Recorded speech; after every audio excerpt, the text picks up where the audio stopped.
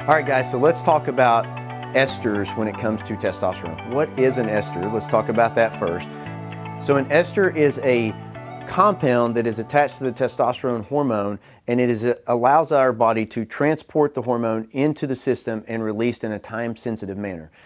There's several different esters that we use in testosterone therapy, but the two primary esters that we're going to talk about today is testosterone enanthate and testosterone cypionate. When it comes to these two medications, and testosterone enanthate is the oldest testosterone that we have available. It was the very first created testosterone, and historically has been used more so worldwide than any other form of testosterone. In the United States, we tend to use cypionate a little bit more frequently than we use enanthate, but the main difference is how long do those medications stay in our system. Well, if you look at enanthate has a half-life of about 5 days. So then the question is, well, what is a half-life, Josh?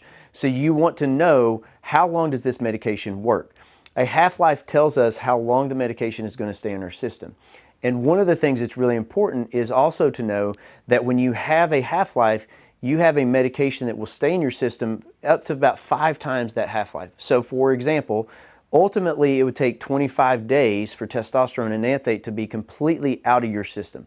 So it has a half-life of about 5 days, which means it's going to start to drop back down, and then you're going to need to replace that testosterone. So one of the things that we do with our patients is, when it comes to injections, we like to dose on a twice weekly schedule. We call that microdosing. And microdosing is allowing us the ability to create a steady state. So rather than creating a roller coaster, we want a steady state level.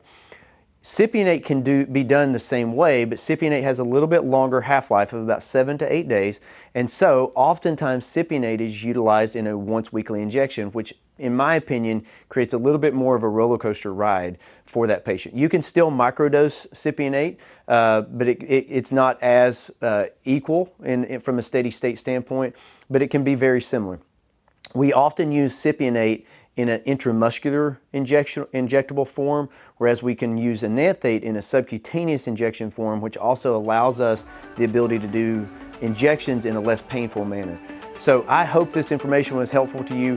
If you have any questions, feel free to reach out to us at info@optimizedhealthnow.com.